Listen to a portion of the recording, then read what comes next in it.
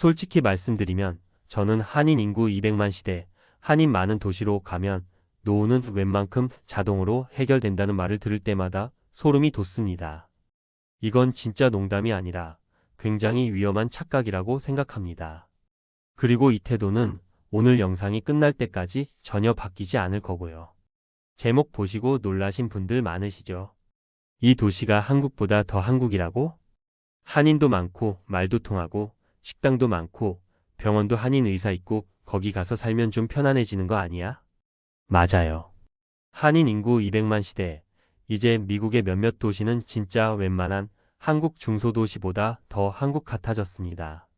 마트 가면 고추장, 된장, 쌀, 김치 다 있고 세탁소, 식당, 교회, 학원, 보험까지 한글 간판이 쫙 깔려 있고 노인 아파트에도 김치 냄새 솔솔 나는 그런 동네들. 우리 눈에는 얼마나 반가워요. 그래서 은퇴를 앞둔 많은 분들이 이렇게 말합니다. 한국 돌아가긴 애매하고 그렇다고 완전 미국 시골 가기도 그렇고 그냥 한인 많은 도시 가서 월 한 250만 원 정도만 있으면 뭐 먹고는 살겠지. 미국이면 월 2,500달러 정도? 연금 300만이면 괜찮지 않겠어? 여러분도 속으로 비슷하게 계산해 본 적 있으시죠? 남들도 다 그 정도로 산다는데 나도 그 정도면 되겠지 뭐. 딱 여기까지 생각하고 더 이상 계산을 안 들어가고 싶어집니다. 근데요. 바로 이 지점이 무섭습니다. 오늘 제가 드리려는 얘기는 이 도시는 위험하다, 저 도시는 좋다, 이런 지리 이야기가 아닙니다. 한국 오세요, 미국 남으세요, 이런 선택지도 아니고요. 오늘의 진짜 주제는 이겁니다. 한인 인구 200만 시대, 한국보다 더 한국 같은 도시라는 달콤한 슬로건 뒤에 숨은 막연한 낙관 vs 지혜로운 계산의 싸움. 그리고 그 싸움에서 우리 마음이 어떻게 스스로를 속이는지 그 심리와 방어 기제 이야기입니다. 여러분, 솔직히 한번 말해봅시다. 왜 우리는 은퇴 생활비라는 말을 들으면 갑자기 머리가 멍해질까요? 왜 통장 숫자를 끝까지 보지 못하고 중간에 덮어버리고 싶어질까요? 왜 월 얼마면 살 수 있다는 말이 그렇게 우리에게 달콤하게 들릴까요? 심리학적으로 보면 이건 그냥 막연한 낙관의 승리입니다. 우리 뇌는 불편한 진실보다 달콤한 희망을 훨씬 더 좋아합니다.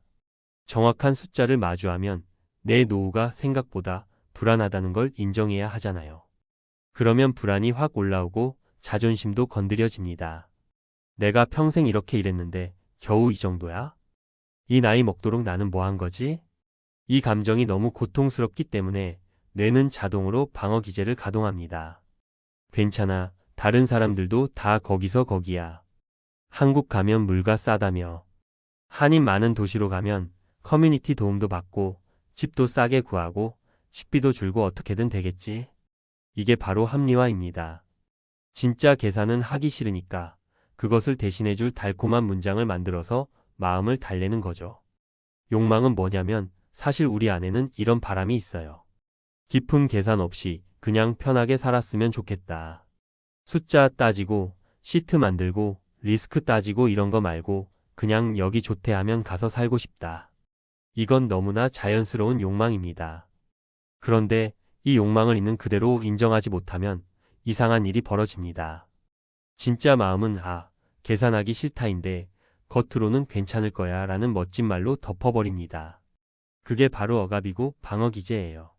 아니 제가 왜요? 왜 굳이 그 불편한 숫자를 다 계산해야 합니까? 한인 많은 도시 가서 그냥 월 250만, 300만 선에서 줄여 살면 되지 뭘 그렇게 복잡하게 생각해요.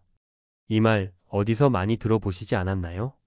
어쩌면 여러분이 본인에게 하신 말일 수도 있고 어쩌면 주변 지인이 여러분께 했던 말일 수도 있습니다. 자, 이제 실제 사례를 보면서 이야기를 구체적으로 해볼게요. 첫 번째 사례는 너무 낙관적으로 잡았다가 무너진 은퇴 생활비 이야기입니다. 어부부는 60대 초반 미국에서 30년 가까이 일하다 은퇴했습니다. 둘이 합쳐 연금이 한 달에 한국 돈으로 약 300만 320만 원 정도, 달러로 치면 2,4천이 700달러 정도 나오는 상황이었어요. 두 분은 이렇게 생각했습니다. 한인 많은 도시 가서 한인 아파트 들어가고 차는 한 대 팔고 좀 소박하게 살면 월 250만이면 충분하지 않겠어? 미국이든 한국이든 우리가 조금만 조절하면 되지. 계산이라고 한 건 이 정도가 전부였습니다. 세금, 보험료, 의료비, 자동차 유지비, 간단한 여행, 부모님 제사 오고 가는 비행기값, 예상치 못한 병원비. 이런 건 머릿속에서 그냥 대충 처리됐습니다. 처음 6개월은 진짜 괜찮았어요. 마트도 가깝고 교회도 있고 친구도 생기고. 역시 한인 많은 도시가 살기 좋다며 만족했습니다. 그런데 1년이 지나자 문제가 하나씩 튀어나오기 시작합니다. 관리비가 생각보다 비쌌고 보험료도 매년 조금씩 오르고 한국에 있는 형제들, 미국 다른 주에 있는 자녀들 왔다 갔다 하면서 항공권 비용이 슬금슬금 올라갔고 무릎이 안 좋아져 병원 가는 횟수가 늘어나면서 코페이 치료비가 생활비를 갉아먹기 시작했습니다. 처음엔 그래 좀 빠듯하네 정도였는데 2년 차쯤 되니까 저축을 아예 못하네? 3년 차쯤 되니까 이거 원금까지 까먹고 있는데? 이렇게 흘러가는 겁니다. 당초 목표였던 월 250만이면 충분하겠지는 현실에서는 최소 350만 400만은 있어야 숨이 좀 쉬어진다로 바뀌어 버렸습니다. 나중에 이 부부가 한 말이 인상적이었어요. 우리가 실패한 건 도시 선택이 아니라 마인드였어요. 한인 많은 도시라는 익숙함에 기대서 숫자를 끝까지 안 보는 게 참 편했거든요. 솔직히 계산을 했으면 포기했을 선택을 어떻게든 되겠지란 말로 밀어붙였던 거죠. 이게 바로 막연한 낙관의 전형입니다. 욕망은 계산하기 싫다였고 억압은 난 걱정 안 하는 스타일이야였고 방어 기제는 남들도 다 그렇게 산대였습니다. 두 번째 사례는 반대로 지나치게 겁먹고 돈만 쌓다가 삶의 질을 망쳐버린 이야기입니다. B씨는 50대 후반에 은퇴했지만 어디에도 정착할 용기가 없었습니다. 도시로 가면 물가가 너무 비쌀 것 같고 시골은 병원이 걱정되고 한인 많은 도시 가면 또 괜히 유혹 많아서 돈 쓸 것 같고 한국 가면 의료비는 괜찮지만 집값 전세금이 불안하고 한마디로 뭐든 다 불안한 겁니다. 그래서 B씨는 결론을 이렇게 내립니다. 그래, 난 그냥 은퇴를 안 한 사람처럼 살자. 그냥 계속 일하고 계속 모으자. 쓸 수 있을 때 안 쓰면 노후에라도 든든하겠지. 이분은 철저하게 두려움 중심의 삶을 선택했습니다. 막연한 낙관 대신 막연한 공포에 사로잡힌 거죠. 결과는 어땠을까요? 통장은 점점 두툼해졌습니다. 한국 돈으로 8억, 9억, 10억. 숫자는 올라갔는데 삶은 점점 좁아졌습니다. 친구들 모임은 돈 아깝다면서 안 나가고 가고 싶던 여행은 나중에로 미루고 운동할 시간도 아껴 노동시간으로 바꾸고 식사도 늘 저렴한 것만 찾다 보니 건강까지 조금씩 나빠졌습니다. 70이 넘어서 B씨가 이렇게 고백합니다. 정작 몸이 안 따라주니까 이제 쓰고 싶어도 못 쓰겠더라. 그동안 쌓은 돈이 많다고 안심이 되는 게 아니라 내가 뭘 위해 이렇게 살았지? 라는 허무함이 훨씬 더 크더라. 여기서 중요한 포인트가 뭔지 아세요? 이분도 계산을 안 한 건 아닙니다.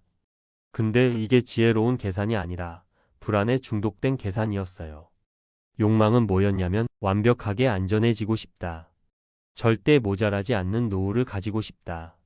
그런데 그 욕망을 제대로 들여다보지 않고 이 정도면 아직 불안해, 더 모으자라는 방어 기제로 끝없이 합리화한 겁니다.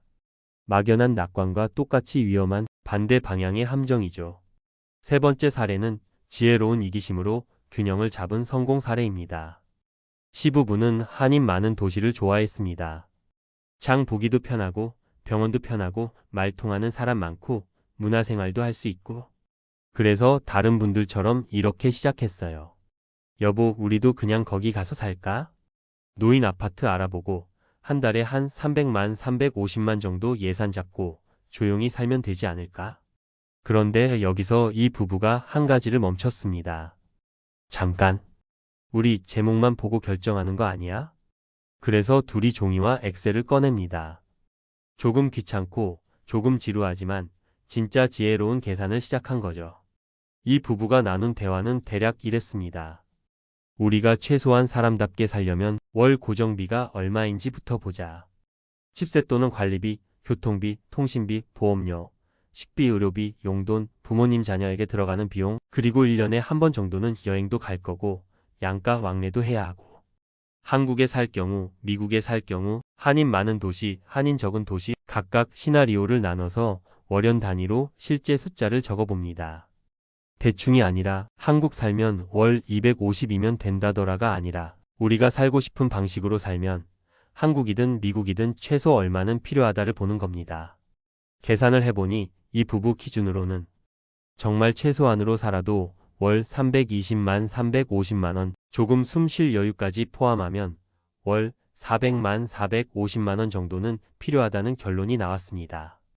여기서 만약 막연한 낙관에 빠졌다면 이렇게 말했겠죠. 에이, 너무 넉넉하게 잡은 거야. 조금 줄이면 250도 가능하겠지 뭐. 하지만 이 부부는 오히려 이렇게 묻습니다. 우리가 정말 250으로 살고 싶은 거야? 아니면 그냥 그렇게 말하고 싶은 거야? 이게 바로 욕망을 있는 그대로 들여다보는 태도입니다. 그 욕망은 결국 이런 거였죠. 남들처럼 우리도 월 250이면 되라고 말하고 싶은 마음. 나도 잘 준비한 사람처럼 보이고 싶은 마음. 이걸 인정하니까 이상한 합리화가 들어갈 틈이 줄어듭니다. 그리고 둘이 이런 결론을 냈어요. 우리가 원하는 삶의 질을 유지하려면 적어도 이 정도의 생활비는 필요하다. 그래서 당장 은퇴가 아니라 23년 정도는 더 일하면서 저축을 조금 더 쌓자. 대신 그 기간 동안 몸 상하지 않게 일하는 방식으로 조정하자. 그리고 은퇴 후에는 소일거리 소득이 되는 일을 조금씩 이어가 보자. 실제로 이 부부는 은퇴 후에도 주 23일 정도 파트타임 일을 하면서 월 100만 150만 원 정도의 추가 소득을 만들었습니다. 그 덕분에 은퇴 생활비 구조는 이렇게 되죠. 기본연금 소액의 파트타임 소득 아주 소량의 자산 인출. 이렇게 설계해 두니까 어느 도시를 가든 우리 망하는 거 아니야? 라는 공포가 훨씬 줄어듭니다. 그리고 이 부부는 마지막에 이렇게 말했습니다. 우리는 한인 많은 도시니까 괜찮겠지라는 막연한 낙관 대신 우리가 원하는 삶의 그림에서 거꾸로 숫자를 뽑아봤어요. 우리 욕망을 부끄러워하지 않고 적나라하게 인정했더니 오히려 선택이 훨씬 자유로워졌습니다. 여러분, 이 세 가지 사례의 차이가 느껴지시나요?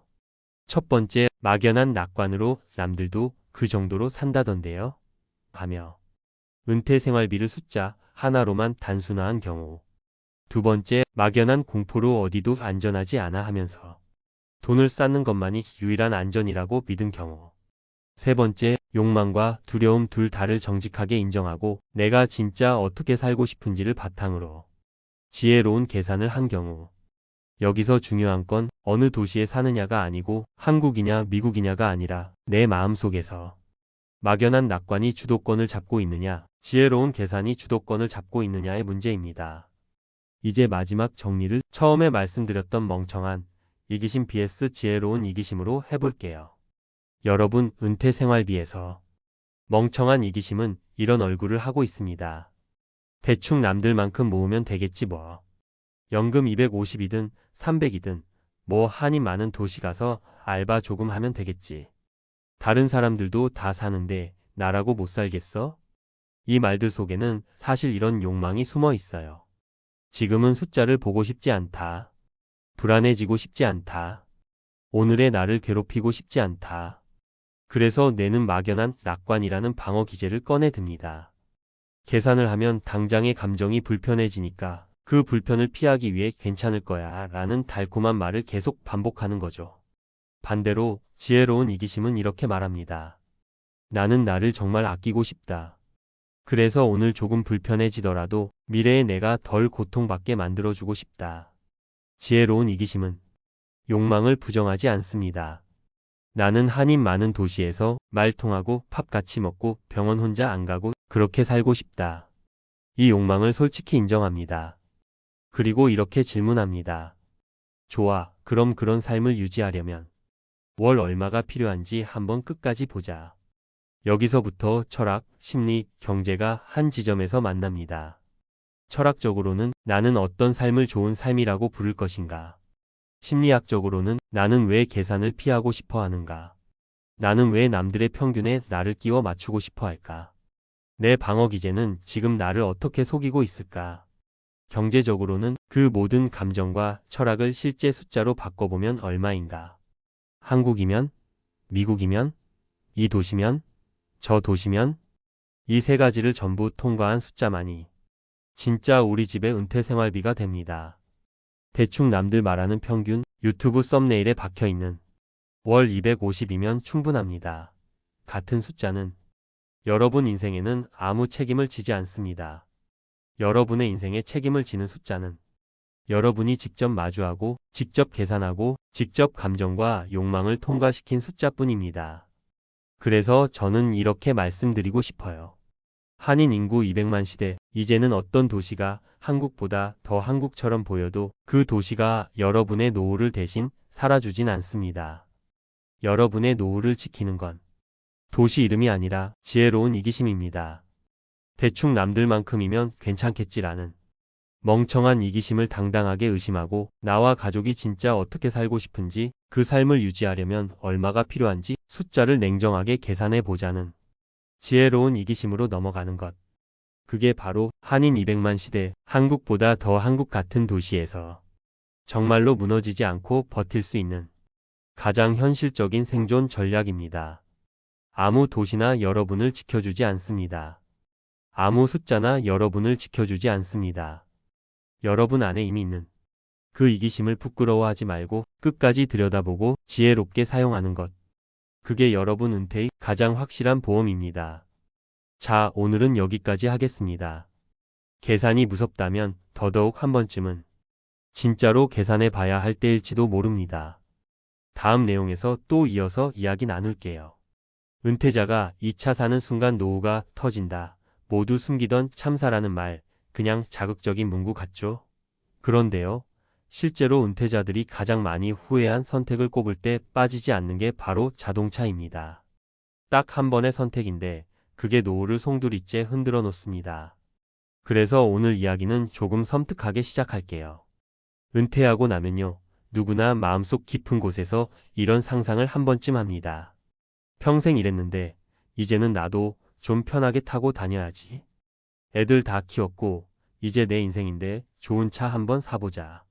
그 마음 이해 못할 사람 아무도 없어요. 평생 아끼고 참아온 보상 심리, 그거 너무 자연스러운 거예요. 근데 문제는 바로 그 순간이 노후가 무너지는 가장 빠른 지점이라는 겁니다. 정말 무서운 얘기지만 은퇴자들 중 상당수가 첫 번째 잘못된 선택이 차량 교체였고 그 다음부터 생활비가 삐걱거리기 시작했어요. 자동차는 절대 단순한 소비가 아니에요. 그건 매달 피 같은 현금을 꾸준히 빨아들이는 지속 지출이에요. 그리고 이게 은퇴자에게 가장 위험합니다. 왜냐면 은퇴 이후의 돈은 새로 들어오는 돈보다 지출을 얼마나 오래 버틸 수 있느냐가 더 중요해지거든요. 그런데 차는 유지비, 보험료, 세금, 연료비, 감가상각 다 합쳐서 연간 몇백만 원이 아니라 몇천만 원까지 나갑니다. 여기서부터 진짜 지옥이 열립니다. 눈에 보이지 않는 비용들이 서서히 은퇴자의 통장을 잠식하고 뒤늦게 깨달았을 땐 이미 늦어 있어요. 제가 실제 사례 3가지를 통해 왜 차량 선택이 노후 파탄으로 이어지는지 아주 현실적으로 말씀드릴게요. 첫 번째 사례는요, 62세 남성분이에요. 평생 회사 다니면서 가족들 위해 승용차만 몰았던 분인데 은퇴하자마자 이제는 나도 좀 탄다면서 대형 SUV를 뽑으셨어요. 가격이 문제였던 건 아니었어요. 문제는 유지비였죠. 연비는 낮고 보험료는 은퇴자라고 더 올라가고 기름값은 한 번 넣을 때마다 한숨부터 나오는 수준이었어요. 게다가 대형차는 주차장에 긁히기라도 하면 수리비가 어마어마하거든요. 결국 이분은 연금 250만 원에 다른 소득 없는 상황에서 차량 유지비만 월 100만 원 가까이 잡아먹으니까 생활이 완전히 흔들렸어요. 나중엔 차를 팔려고 했는데 감가가 너무 심해서 남은 대출까지 갚아야 했고요. 말 그대로 돈이 새는 구멍을 스스로 만든 셈이죠. 이분이 하신 말이 아직도 귀에 맴돌아요. 차 말고 내 인생에 썼어야 했는데. 두 번째 사례는 58세 부부예요. 이분들은 은퇴 후 귀촌을 선택하면서 전원주택으로 내려갔어요. 그런데 시골길이 멀고 험하다는 이유로 새 사륜 SUV를 샀습니다. 문제는 이 차량이 전자장비가 워낙 많아서 고장이 나면 수리비가 기본 몇십만 원, 조금만 복잡해져도 100만 원이 훌쩍 넘는 구조였어요. 게다가 전원생활은 차를 더 많이 타잖아요. 기름값이 너무 많이 들었어요. 그리고 결정타는 보험료였어요. 나이가 들수록 보험료가 올라가는데 전원 지역은 사고 위험도가 높게 평가돼서 보험료가 또 상승합니다. 이 부부는 생활비 절반이 차로 들어가는 걸 보고 결국 차를 팔기로 했는데 막상 팔 때는 가격이 반토막도 안 나 있으니까 더 절망하셨죠. 지금은 경차를 타시는데 하소연을 하시더라고요. 왜 처음부터 이걸 몰고 살 생각을 못했는지. 세 번째 사례는 조금 다르게 65세 여성분이에요. 남편분이 돌아가시고 혼자 생활하게 되면서 작은 차를 모시던 분인데 주변에서 그러더래요. 혼자 사는데 안전하려면 차는 무조건 큰 거 타야지. 그래서 중형급 이상의 차로 바꿨어요. 근데 문제는 큰 차가 안전하다는 건 절반만 맞는 말이지 그만큼 유지해야 할 비용도 2배가 되는 구조거든요. 연금이 크지 않은 상황에서 차량이 차지하는 비중이 너무 커졌고 나중에는 병원비랑 기름값 사이에서 고민해야 하는 지경까지 갔다고 하셨어요. 결국 차를 처분하고 대중교통을 이용하고 계시는데 본인이 그러시더라고요.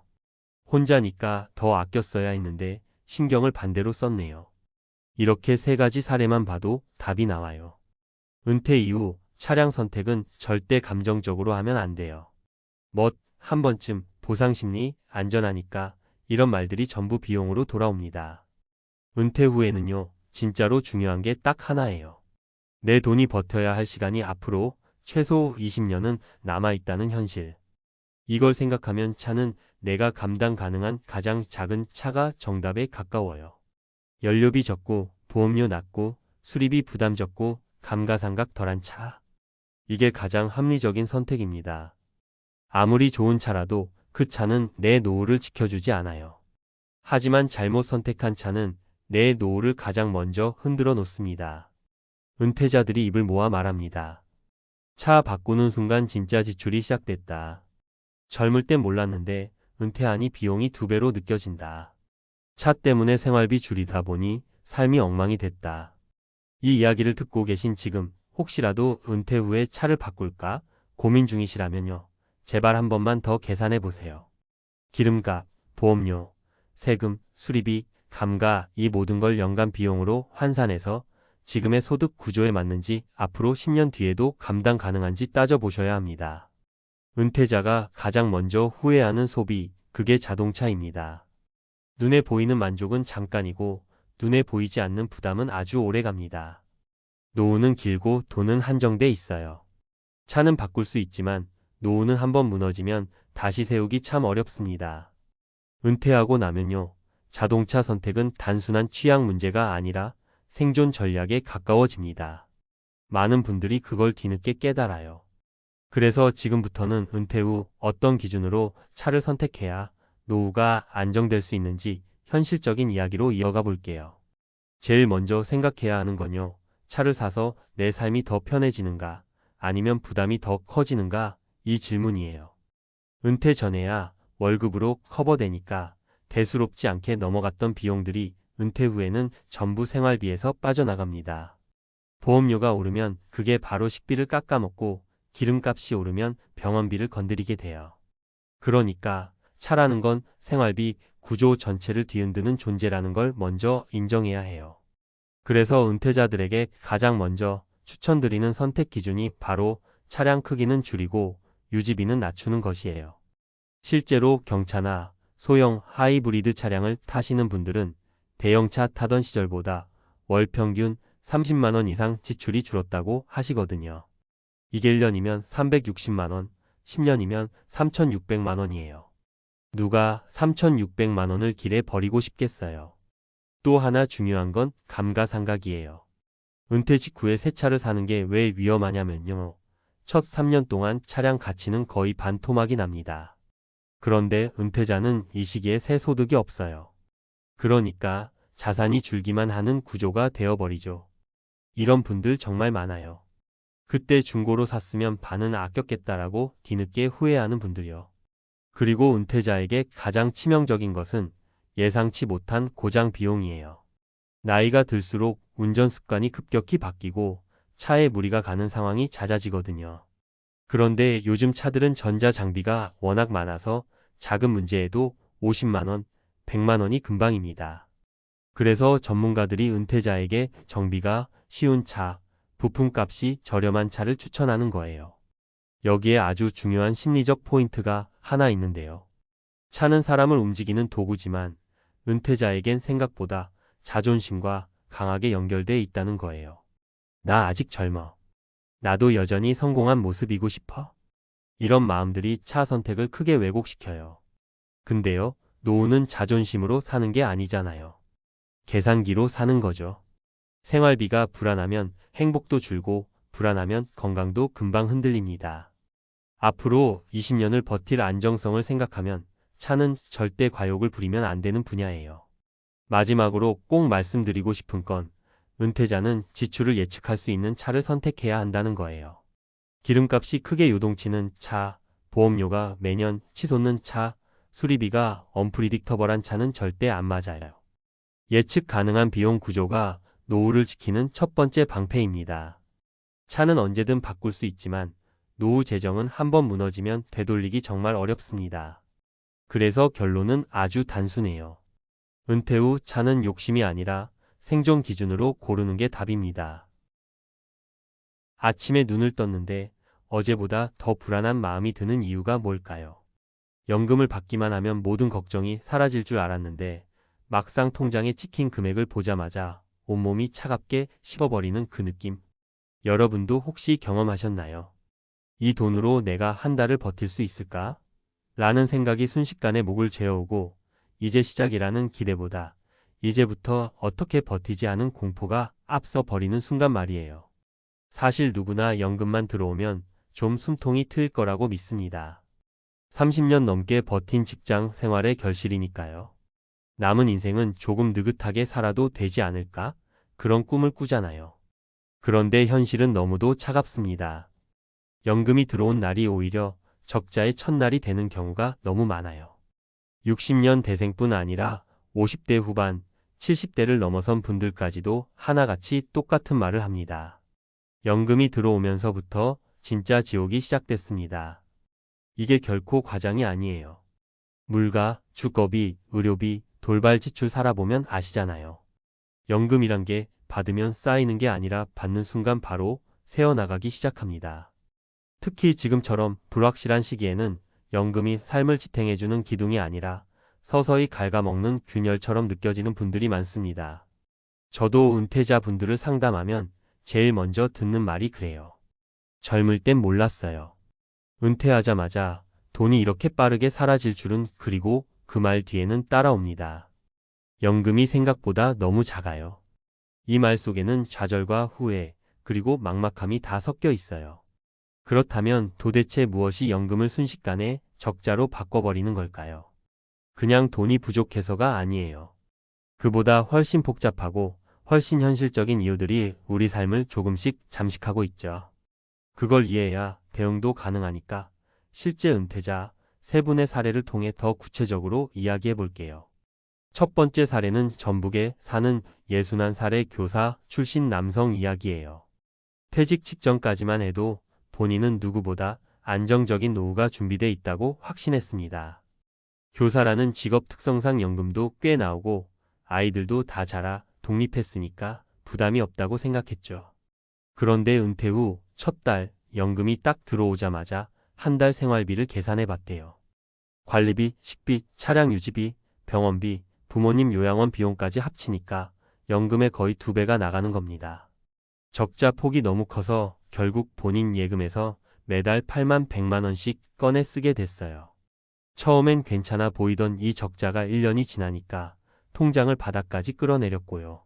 그분이 하신 말이 정말 씁쓸했습니다. 연금만 믿고 은퇴한 게 제일 큰 실수였습니다. 두 번째 사례는 미국 생활을 오래 하다가 한국으로 돌아온 한인 부부예요. 한국 의료비가 미국보다 싸다고 들었으니 한국에서 살면 훨씬 여유가 있을 줄 알았죠. 그런데 건강보험 지역 가입자로 전환되는 순간부터 두 분이 지불해야 할 보험료가 월 60만 원 가까이 나왔습니다. 게다가 한국에서 다시 자리를 잡으려니 임대보증금, 이사비용, 새집 가전 세팅 등 한 번에 들어가는 돈이 너무 많았죠. 연금은 들어오는 족족 새어나가고 한국 물가와 의료비 구조를 제대로 파악하지 못한 요금 폭탄에 두 분 모두 멘붕이 오셨대요. 그 부부가 마지막에 한 말이 아직도 잊히질 않아요. 연금을 받으면 우리가 조금 느긋해질 줄 알았는데 받는 순간부터 지출이 빨라졌어요. 무서울 정도로요. 세 번째 사례는 70대 중반의 여성분이에요. 남편이 먼저 세상을 떠난 뒤 혼자 살게 되었는데 매달 받는 유족연금이 120만 원 정도 됩니다. 혼자 사니 적게 써도 될 것 같지만 문제는 전기요금과 난방비 같은 주거 관련 비용이 혼자여도 크게 줄지 않는다는 점이에요. 여기에 고령자일수록 병원 방문과 약 처방 빈도가 늘어나잖아요. 이분은 계속되는 무릎 치료와 고혈압 약 비용만 해도 매달 20만 원 이상이 빠져나갑니다. 결국 연금 120만 원 중에서 실제로 본인이 생활비로 쓸 수 있는 금액은 50만 원도 안 돼요. 그래서 그분이 조용히 한숨 쉬며 말씀하시더군요. 남편이 있을 땐 몰랐어요. 연금이 혼자 살기엔 너무 작다는 걸 사라지는 속도가 너무 빨라요. 이 세 분의 이야기는 특별한 사람들만의 이야기가 아니에요. 지금 은퇴 후 살아가는 분들이 겪는 아주 현실적인 장면들이죠. 공통점은 하나입니다. 연금이 적어서가 아니라 우리가 살아가는 구조가 연금보다 훨씬 빠른 속도로 돈을 요구하고 있다는 거예요. 집, 건강, 가족, 세금, 돌발 상황 어느 것 하나 예측하기 쉽지 않잖아요. 그래서 많은 분들이 연금을 받으면 안심하는 게 아니라 오히려 겁부터 먹습니다. 이 돈이 또 얼마나 버텨줄까? 그렇다고 희망이 없는 건 아니에요. 중요한 건 연금만 믿지 말고 연금에 기대는 방식을 조금씩 바꾸는 것입니다. 고정비를 줄이고 의료비를 대비하고 자녀 지원을 조절하고 수입을 늘릴 수 있는 작은 일이나 재택 형태의 부업을 찾아두는 것만으로도 적자의 속도는 확실히 늦출 수 있어요. 많은 은퇴자 분들이 공통으로 말하는 것도 이거예요. 연금은 기본일 뿐 삶은 내가 다시 설계해야 한다. 결국 연금은 우리가 생각했던 마지막 안전망이 아니라 은퇴 후 새로운 시작을 위한 기본 자원일 뿐이에요. 이 기본 자원을 어떻게 아끼고 어떻게 늘리고 어떻게 지출 구조를 바꾸느냐에 따라 노후의 표정이 완전히 달라집니다. 그러니 지금 불안하시더라도 너무 자책하지 마세요. 여러분만 그런 게 아니니까요. 연금을 받고도 적자가 나는 건 여러분의 잘못이 아닙니다. 다만 지금부터라도 삶을 조정하는 힘을 찾는 게 중요합니다. 적자는 어떻게든 관리가 되지만 마음의 공포는 혼자 두면 점점 커지거든요. 함께 현실을 보고 함께 대비해 나가면 지금보다 훨씬 나은 길이 반드시 보입니다. 그러니까요, 많은 분들이 이렇게 말하세요. 나는 다른 사람들보다 준비를 못해서 이런가 보다. 그런데 막상 깊게 들어가 보면 누구나 비슷한 벽에 부딪히고 있어요. 노후의 위기는 개인의 능력 부족이 아니에요. 지금 시대 자체가 은퇴자에게 너무 가혹한 구조를 가지고 있기 때문이죠. 물가는 오르고 의료비는 끊임없이 생기고 집값과 관리비는 내려갈 줄을 모르고 자녀 세대까지도 힘겨워지니 부모 세대에게 다시 손을 내미는 경우도 많습니다. 그러다 보니 연금이라는 건 들어오는 순간부터 새어나기 시작하는 돈이 되어버려요. 우리가 꿈꾸던 노후 월급이 아니라 버티기 위한 최소한의 산소처럼 느껴지는 겁니다. 그래서 많은 분들이 공통으로 말하는 게 있어요. 적자가 나는 건 어쩔 수 없는데 문제는 그 적자를 메우는 내 통장이 너무 빠르게 말라버린다는 거다. 결국 노후 파산이라는 말이 먼 나라 이야기가 아닌 이유도 여기에 있어요. 누구나 처음엔 적자를 자기 자산으로 메꿔요. 그런데 그 시간이 길어질수록 버티는 힘이 약해지고 심리적인 압박도 2배, 3배로 커집니다. 한번 무너지기 시작하면 회복이 너무 어렵다는 것도 실제 많은 사례에서 확인되고요. 하지만 그렇다고 손 놓고 있을 필요는 전혀 없어요. 지금 이 시점에서 가장 중요한 건 지출 구조를 통제하는 힘과 작은 수입원이라도 다시 만드는 능력을 갖추는 거예요. 은퇴자 분들 중에 이런 말씀을 하시는 분들이 있어요. 나는 내 몸이 아직 움직일 수 있는 동안은 절대 가만히 있지 않는다. 이분들은 파트타임 일을 하든 재택으로 소소한 일을 하든 사회와 연결되어 있어요. 신기한 건 수입이 크지 않아도 심리적인 안정감이 완전히 달라진다는 거예요. 돈보다 더 중요한 건 내가 다시 내 삶을 통제하고 있다는 느낌이거든요. 그리고 또 하나 중요한 건 부끄러워하지 않는 거예요. 많은 분들이 자녀에게, 주변 사람들에게 우리도 괜찮다라는 체면을 차리려다 더 큰 부담을 떠안습니다. 하지만 노후라는 건 결국 내 생존을 최우선으로 둬야 합니다. 필요한 지출은 지키고 불필요한 지출은 과감히 덜어내야 하고 이미 적자인 구조라면 그걸 인정한 뒤 새로운 전략을 짜야 합니다. 이게 오히려 노후를 지키는 가장 현실적인 방법이에요. 여러분이 지금 겪고 있는 불안, 막막함, 초조함은 절대 혼자만의 감정이 아닙니다. 연금을 받는 순간부터 감당해야 할 현실이 시작되지만 그 현실을 어떻게 관리하느냐에 따라 남은 삶은 완전히 달라질 수 있어요. 삶이 여러분을 집어삼키기 전에 여러분이 삶을 다시 잡아챌 수 있어야 합니다. 그런 마음가짐만 있다면 지금부터라도 충분히 다시 일어설 수 있어요.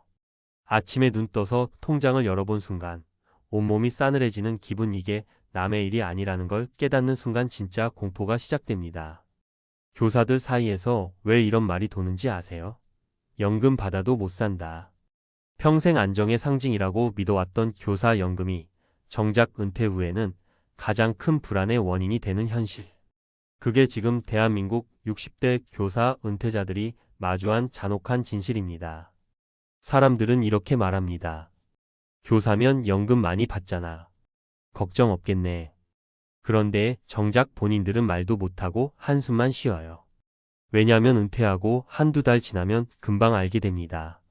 내가 받는 연금보다 나가는 지출이 더 빠르다는 걸요.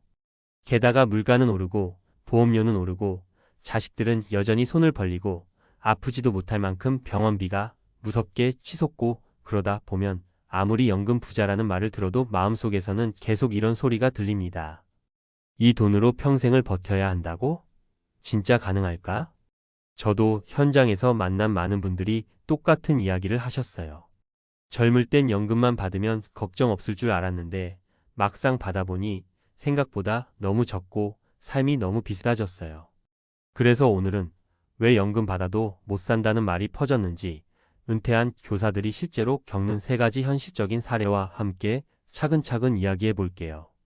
혹시 지금 은퇴 준비 중이시라면 이 이야기가 아마 남의 얘기로 들리지 않으실 겁니다. 첫 번째 사례는 서울에서 근무하다 은퇴한 62세 어선생님 이야기예요. 이분은 월 연금이 약 270만 원 정도 들어옵니다. 주변에서는 그 정도면 넉넉하지 않냐고들 했는데 막상 은퇴 후 계산기를 두드리니까 피가 확 식었답니다. 가장 큰 문제는 고정 지출이었어요. 집 대출 이자가 아직 조금 남아 있었고 관리비는 겨울이면 30만 원을 훌쩍 넘고 여기에 건강보험료가 매달 10여만 원 이상. 기초생활이 아니라 그냥 숨만 쉬어도 돈이 나갑니다. 물가가 오르면서 식비는 이전보다 거의 2배가 됐고 자녀에게 들어가는 결혼 지원비나 생활비도 은근히 부담으로 남았죠. 결국 연금만으로는 택도 없고 다시 시간 강사, 학원 알바를 전전하며 버티고 계세요. 연금 부자라더니 일 안 하면 적자예요 라는 말이 뼈아프게 느껴진다 하셨어요. 두 번째 사례는 지방 소도시에서 교직을 마친 58세 비선생님 이야기예요. 이분은 비교적 젊은 나이에 퇴직하시면서 재취업까지 고려했지만 건강 문제와 경쟁 심화로 쉽지 않았습니다. 매달 230만 원 정도의 연금을 받는데 여기서 가장 무섭다고 한 건 의료비였어요. 은퇴하고 나면 몸이 예전 같지 않거든요.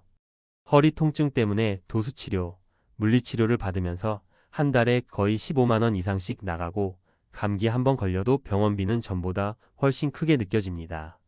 무엇보다 비 선생님은 이렇게 말씀하셨어요. 은퇴하면 돈을 안 쓸 줄 알았는데 생각보다 사람이 너무 쉽게 지출을 해요. 심심하니 커피 먹고 운동하려니 헬스장 끊고 이거저거 필요한 게 자꾸 생기고 줄일 수가 없어요. 결국 연금은 생활비로 빠져나가고 비상금은 쌓이지 않으니 마음은 점점 더 조여옵니다. 연금 받아도 못 산다는 말이 과장이 아니라는 걸 몸으로 느끼고 계신 거죠. 세 번째 사례는 조금 다른 방향에서 충격을 받은 선생님 이야기예요. 경기도에서 은퇴한 64세 시 선생님은 월 300만 원 가까운 연금을 받으면서도 정작 남는 게 없어서 불안하다고 했어요. 이분이 맞닥뜨린 문제는 바로 부동산 유지비였습니다. 20년 전에 산 아파트가 지금은 가격이 많이 올랐지만 공용관리비, 장기수선 충당금, 난방비, 그리고 재산세까지 더하면 매년 엄청난 돈 먹는 구멍이 되어버린 거죠. 게다가 시 선생님은 자식들이 손을 벌릴 줄은 정말 몰랐습니다. 라고 하셨어요. 본인도 어렵지만 자녀들도 힘드니까 결국 부모가 도와줄 수밖에 없는 현실.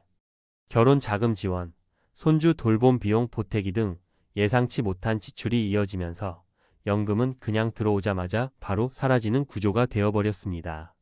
내 연금으로 내 노후를 못 지킨다는 말이 그냥 푸념이 아니라 현실 그 자체인 겁니다. 이 세 가지 사례의 공통점은 딱 하나예요.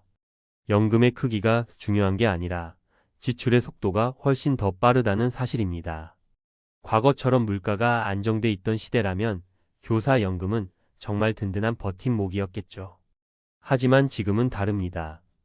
고정지출은 상상을 초월하고 자녀 세대는 여전히 손길을 필요로 하고 갑작스러운 병원비는 노후 계획을 순식간에 흔들어 놓습니다.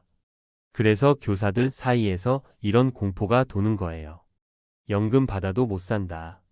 진짜 못 버틴다. 은퇴는 결코 여유의 시작이 아닙니다. 준비가 되어 있지 않다면 안정이라고 믿었던 연금조차 가장 큰 불안 요소가 되어버립니다. 그래서 지금 필요한 건 단순히 연금을 얼마나 받느냐가 아니라 은퇴 이후 어떤 지출을 줄이고 어떤 위험을 미리 차단하고 어떤 수입원을 추가로 만들어둘 것이냐예요. 연금은 출발점일 뿐 안전망이 아니라는 사실을 인정해야 합니다. 앞으로 살아갈 시간이 길어요. 그 길을 걱정으로 채우느냐, 준비로 채우느냐는 지금의 선택에 달려 있습니다. 교사연금이든 국민연금이든 어떤 연금도 만능 열쇠는 아니에요. 그리고 솔직히 말하면 지금 은퇴한 세대가 겪고 있는 현실은 앞으로 더 많은 사람이 겪게 될 문제이기도 합니다. 그래서 지금 이 이야기를 듣고 계신다면 지출 구조부터 점검하고 의료비 대비부터 만들어두고 가능한 한 추가 소득원도 고민해 보셨으면 해요. 연금만 믿기엔 우리의 노후가 너무 길고 너무 변수가 많습니다. 사실 교사들이 이렇게까지 불안해하는 데는 또 하나의 이유가 있어요. 은퇴 후 처음 맞이하는 현실이 생각했던 삶과 너무 다르다는 점이에요.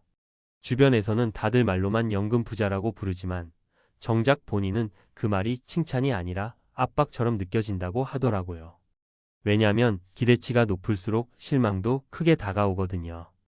연금 받으면 편하게 살겠네라는 말이 반복될수록 본인은 더 초라해지고 괜히 실패한 것 같은 기분이 든다고 해요.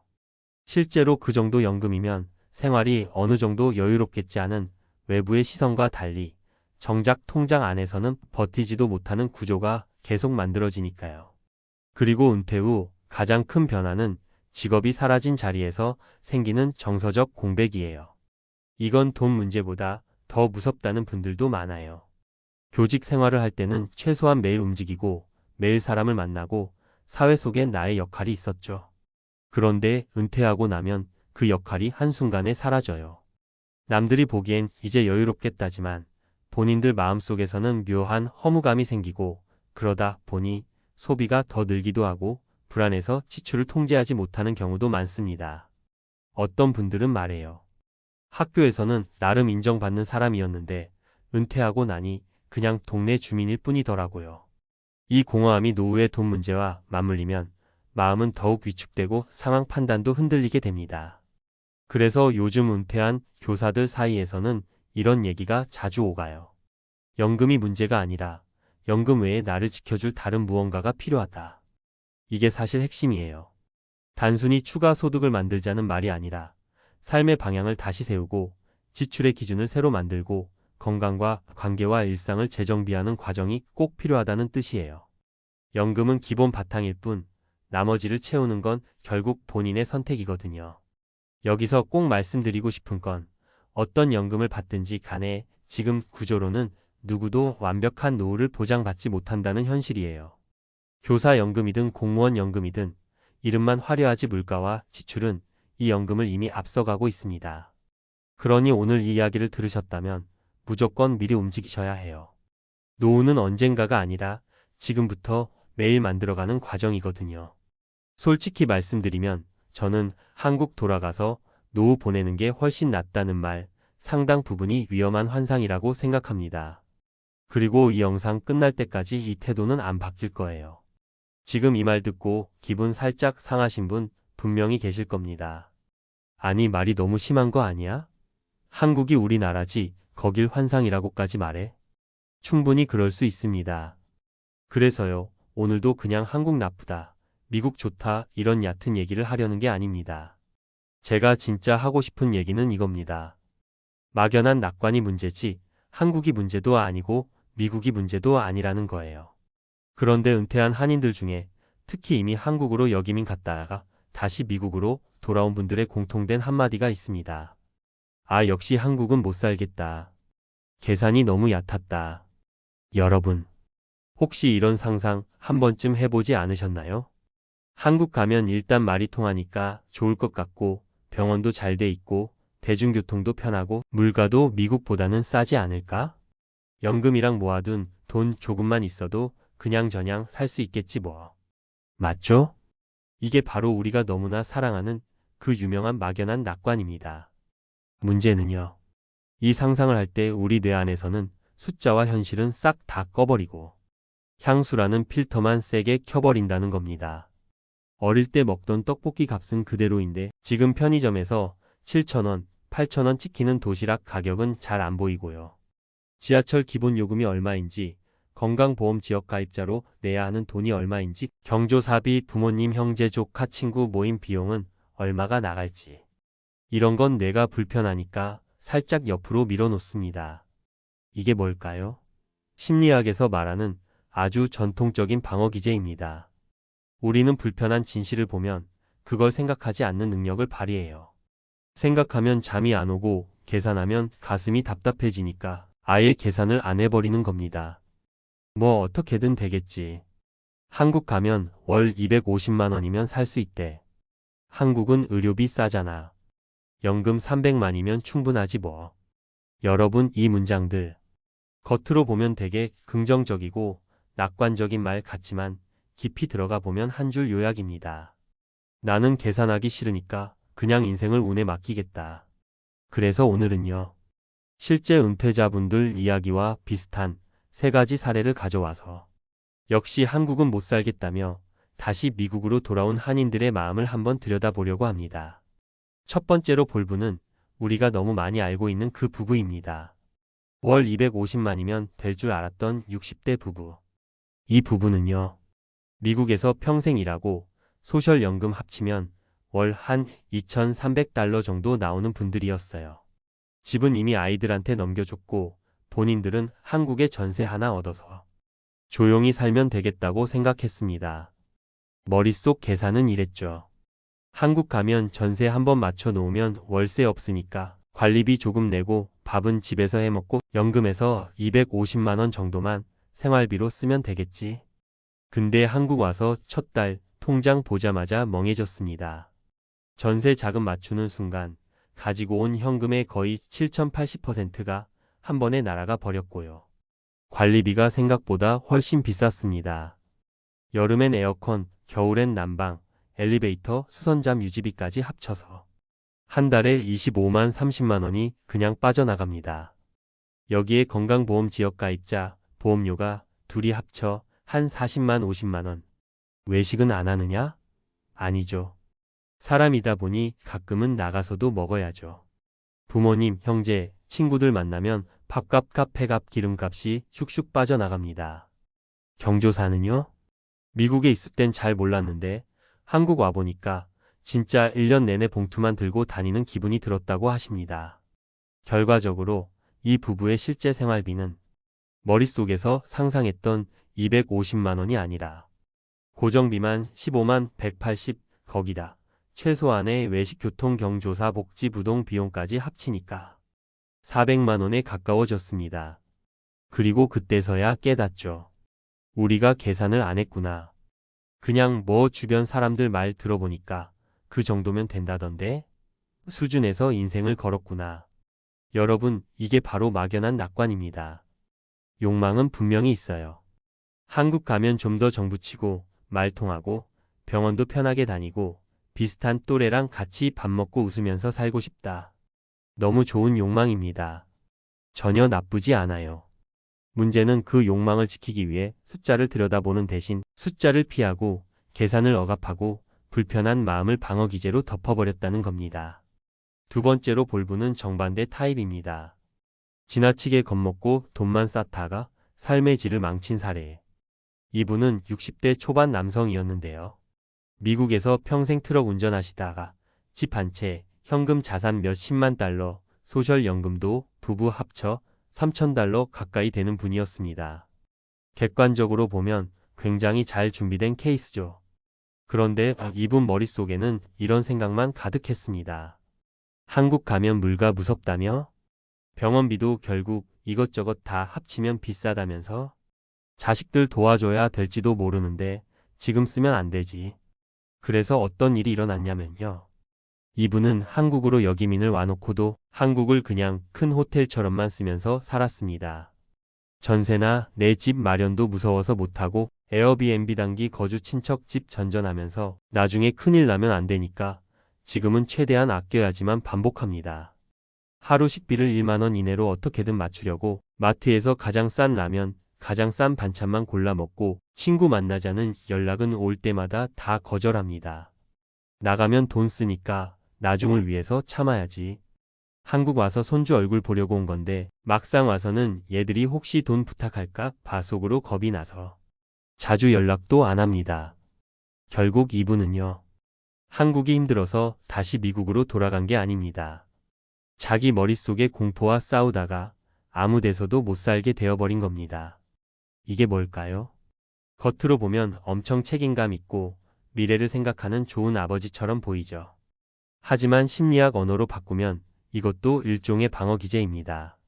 불확실한 미래에 대한 불안을 견디지 못하니까 숫자를 구체적으로 계산하고 가정해보는 작업을 피하고 그냥 무작정 돈만 쌓고 인간관계를 끊고 현재의 삶을 통째로 포기하는 겁니다.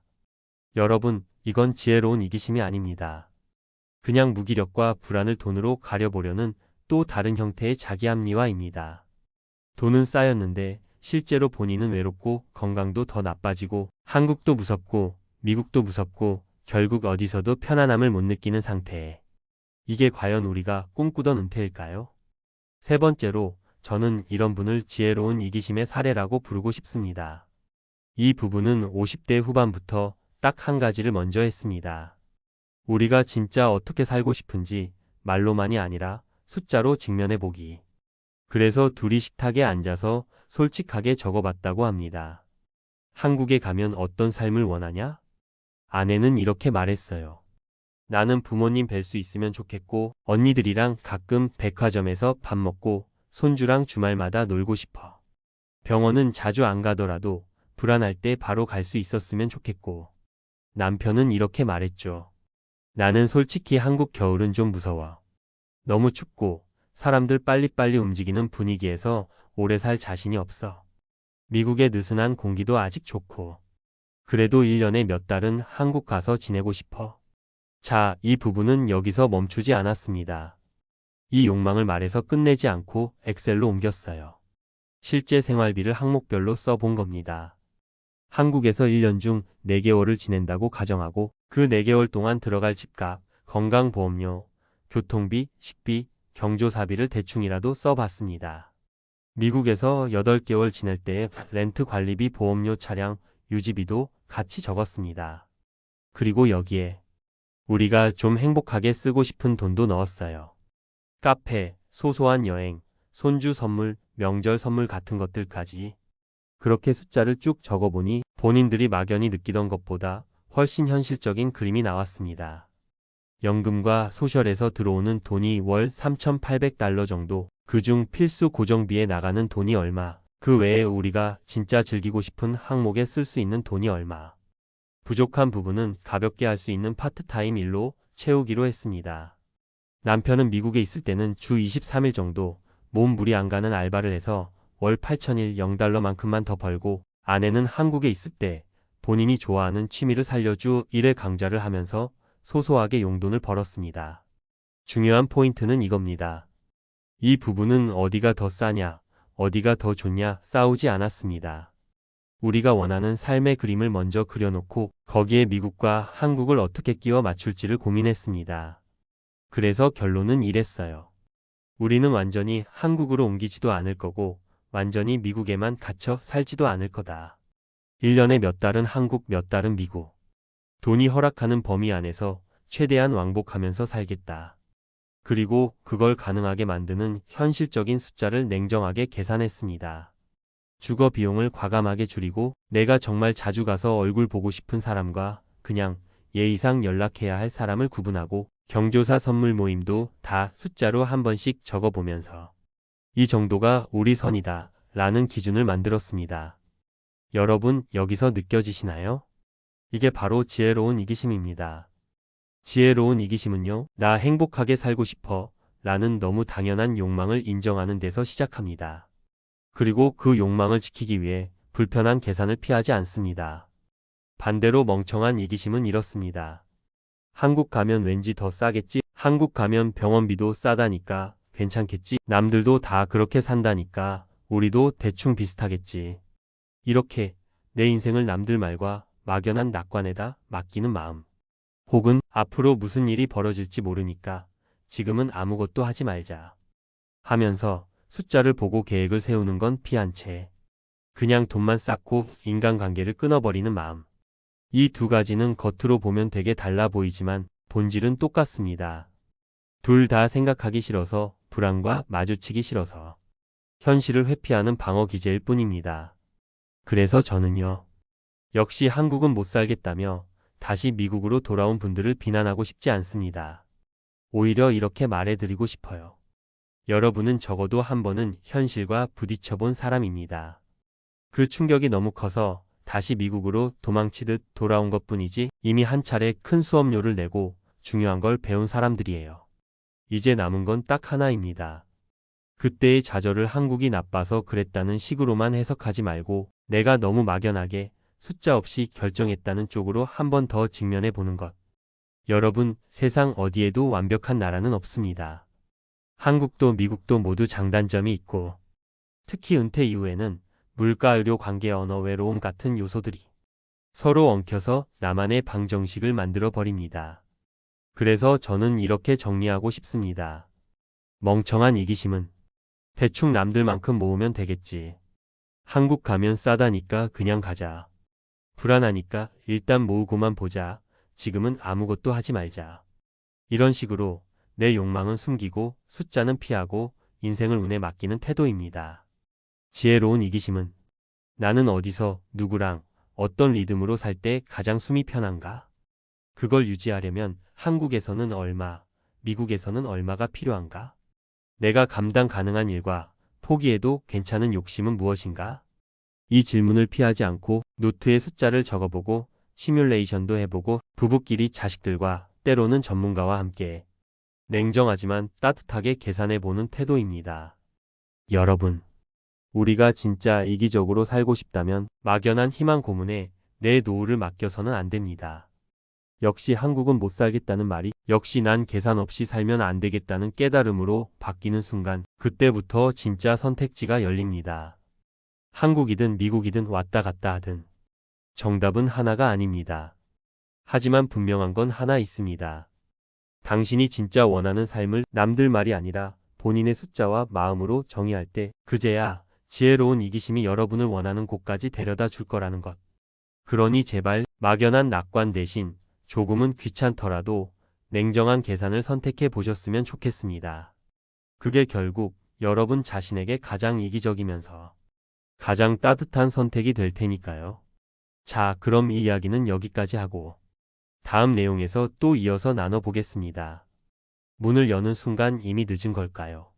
많은 은퇴자들이 제주도로 가면 평생이 편안해질 줄 알았습니다. 펜션 하나 지어놓고 손님만 받으면 서울보다 스트레스 덜 받고 바다 보면서 살다 보면 저절로 행복이 따라올 줄 알았죠. 그런데 이상하게도 돈을 넣는 순간부터 무너지는 경우가 더 많습니다. 오히려 지옥문이 열리는 것 같다는 말까지 나옵니다. 왜 이런 비극이 반복될까요? 왜 12억이라는 은퇴자에게는 거의 전 재산을 의미하는 금액이 들어간 순간 인생이 송두리째 뒤집힐까요? 사실 이런 이야기 남 얘기 아니죠. 누구나 은퇴하고 나면 한 번쯤은 생각합니다. 도시 떠나서 조용하게 살까? 제주도에서 작은 숙소라도 운영하면 노후가 훨씬 낫지 않을까? 그런데 희한하게도 성공담보다 실패담이 훨씬 많습니다. 거기에는 우리가 미처 보지 못한 은퇴 후 현실이 숨어 있습니다. 삶의 무게, 예상 못한 비용, 체력이 떨어지는 속도, 그리고 외로움까지 펜션 사업이 아니라 인생 리스크가 시작되는 겁니다. 이제부터 말씀드릴 세 가지 사례는 실제 은퇴자들이 겪은 일들이고 많은 사람들이 공감할 수 있는 현실입니다. 혹시라도 비슷한 선택을 고민하고 계신다면 이 이야기가 한 번쯤은 생각을 되돌아보는 계기가 되길 바랍니다. 첫 번째 사례는 62세 부부 이야기입니다. 서울 아파트를 팔아 12억이 손에 들어오자 두 분은 이제 제주에서 제2의 인생을 살자며 펜션 부지를 샀습니다. 건축비에 예상치 못한 추가 비용이 붙었고 인테리어비는 올라가 있었고 공사 기간은 3번이나 지연됐습니다. 그때까지만 해도 그래도 완공되면 돈이 들어오겠지라고 스스로를 다독였다고 해요. 문제는 완공 후였습니다. 손님은 성수기 몇 달만 몰리고 비수기에는 거의 텅 비었습니다. 전기수도 요금은 기본으로 나가고 침구 세탁비, 소모품, 에어컨 필터 교체, 화장실 배관 문제 같은 자잘한 유지비가 계속 터졌습니다. 두 분은 밤마다 청소하고 아침마다 빨래를 돌렸고 예약 문의에 대응하느라 잠도 설쳤습니다. 몸은 지쳐가는데 수입은 기대의 절반도 되지 않았습니다. 결국 그 12억은 수익을 낳는 자산이 아니라 손실을 버티는 비용이 돼버렸고 지금은 펜션 매물만 쌓여있는 상황에서 빠져나오지도 못하고 있습니다. 두 번째 사례는 58세 은퇴자의 이야기입니다. 직장에서 성실하게 30년 넘게 일하고 정년을 앞두고 있었는데 주변에서 제주도 펜션 하면 월 400만 원은 그냥 나온다는 말을 듣고 은퇴를 서둘러 결정했습니다. 그가 간과한 건 사는 사람과 찾아오는 사람의 간극이었습니다. 본인은 풍경만 봐도 좋은데 손님은 한 푼이라도 아까운 마음으로 서비스를 따집니다. 수건이 한 장 부족하다고 컴플레인을 걸고 사진과 다르다고 리뷰에 혹독한 말을 남기고 밤늦게까지 소음 문제를 제기합니다. 그는 어느 순간부터 손님 예약이 들어오는 게 기쁜 게 아니라 무서웠다고 해요. 또 뭐가 터질까? 또 뭐라 할까? 또 리뷰로 공격당할까? 그 불안이 하루를 갉아먹었습니다. 결국 그는 기간을 오래 버티지 못하고 운영을 접고 싶어 했지만 문제는 팔리지 않았습니다. 제주 숙박업 매물은 넘쳐나고 사려는 사람은 줄어들고 은퇴자들의 희망이 하나 둘씩 괴로움으로 바뀌는 순간이었습니다. 세 번째 사례는 65세 여성의 경험입니다. 남편이 먼저 세상을 떠나고 혼자 지내는 게 싫어 제주에 내려갔습니다. 사람들이 많이 오니까 외롭지 않을 것 같다는 기대가 있었죠. 그런데 현실은 정반대였습니다. 손님들은 스쳐가는 사람들일 뿐 정서적 교감도 없었고 오히려 혼자서 운영하며 육체적인 노동만 더 많아졌습니다. 비오는 날엔 지붕 물세에 곤란했고 한겨울엔 난방비가 너무 올라 감당이 안 됐습니다. 무엇보다 외로움이 컸다고 해요. 도시에서는 가까운 병원이 10분 거리였는데 제주에서는 40분 이상 차를 몰아가야 했습니다. 계단 청소하다 무릎을 다쳤을 때 혼자 일어날 수 없어서 눈물만 흘렸다는 얘기를 들었을 때 은퇴의 진짜 어려움은 돈이 아니라 몸과 마음이라는 걸 절실히 느끼게 되었죠. 이 세 가지 사례를 보면 공통점이 너무 뚜렷합니다. 은퇴 후 가장 위험한 선택 중 하나가 수익을 과대평가하고 리스크를 과소평가하는 투자라는 겁니다. 제주 펜션은 특히 이 위험이 극단적으로 나타납니다. 사람들은 펜션이 편한 수익 사업이라고 착각하지만 실제로는 손발이 24시간 움직여야 하는 체력 기반 노동 사업입니다. 성수기와 비수기 수익 격차가 너무 크고 건물 유지 보수 비용이 계속 쌓이고 리뷰 스트레스까지 더해집니다. 나이가 들수록 이러한 문제는 더 크게 다가오죠. 여기서 가장 큰 문제는 다른 선택지가 없어지는 것입니다. 12억을 넣어버리고 나면 이 돈은 다시 꺼내 쓰기 어렵습니다. 매물이 안 팔리면 수익도 없고 현금도 없습니다. 그러다 보면 생활비는 빠져나가고 결국 생활비 마련을 위해 또 다른 빚을 지거나 자녀에게 손을 벌리게 되는 악순환이 생깁니다. 은퇴 후의 진짜 현명한 선택은 로망이 아니라 현실을 기준으로 사는 것입니다. 노후는 도전이 아니라 생존입니다. 수익을 꿈꾸는 선택이 오히려 인생의 발목을 잡을 수 있다는 걸 기억하셔야 합니다. 지금 제주 펜션을 고민하고 계신다면 꼭 한 번 더 생각해 보시면 좋겠습니다. 여행하러 가는 제주와 살아야 하는 제주는 완전히 다른 세상입니다. 은퇴 후엔 내가 감당할 수 있는 리스크만 선택해야 합니다. 노후는 길고 체력은 줄고 예측할 수 없는 일이 너무 많기 때문입니다. 그리고 꼭 기억하세요. 은퇴 후의 삶은 화려할 필요도 없고 멋질 필요도 없습니다. 그냥 내 몸과 마음이 편안해지는 선택이면 됩니다. 그게 곧 가장 지혜로운 노후입니다. 계속해서 말씀드리자면 제주 펜션 투자라는 게 단순히 사업 실패로만 끝나는 문제가 아니라는 게 더 무섭습니다. 많은 은퇴자들이 겪는 진짜 위기는 그 이후에 찾아옵니다. 돈이 묶이고 빠져나갈 수 없고 체력은 점점 떨어지고 삶 전체가 갇힌 듯한 느낌이 밀려오는 순간, 그때부터는 선택지가 사라진다는 게 가장 큰 공포예요. 은퇴자 분들이 공통으로 말하는 게 있습니다. 돌아오고 싶어도 돌아올 수가 없다. 제주도에서 펜션이 팔려야 본인도 다시 도시로 나올 수 있는데 매물은 넘쳐나고 거래는 거의 없으니 발이 묶입니다. 서울에서 다시 전셋집이라도 얻으려면 목돈이 필요한데 그 목돈이 펜션에 들어가 있으니 움직일 수가 없죠. 마치 일생 동안 모은 돈을 공동묘지에 묻어놓은 기분이라고 표현하는 분도 있었습니다. 문제는 시간이 지날수록 상황이 더 나빠진다는 겁니다. 펜션이 오래되면 유지 보수 비용이 더 늘어나고 리뷰도 떨어지고 경쟁력도 약해집니다. 그러면 가격을 낮춰 팔려고 해도 매수자는 더 줄어들고 은퇴자 본인은 매달 고정비를 감당해야 합니다. 이게 바로 은퇴 후 돈이 새는 구조의 가장 위험한 형태입니다. 수익은 없는데 비용만 계속 쌓이는 구조. 이 구조를 버티지 못해 결국 생활비가 부족해지고 카드론, 적금 해지, 노후 자금 조기 소진 같은 악순환이 뒤따릅니다. 심리적인 무너짐도 큽니다. 펜션 운영은 혼자 하는 경우가 많아서 외로움이 극단적으로 깊어집니다. 밤에 갑자기 급한 예약 문의가 오면 잠을 못 이루고 새벽에 누군가 소음 문제로 문을 두드리면 심장이 덜컥 내려앉는다는 분도 많습니다. 노후라는 게 사실 마음이 편안해야 유지되는 삶인데 이런 긴장 상태가 계속되면 삶의 질이 급격히 떨어져요. 그리고 가장 잔인한 건 주변 사람들이 생각보다 큰 도움을 주지 못한다는 겁니다.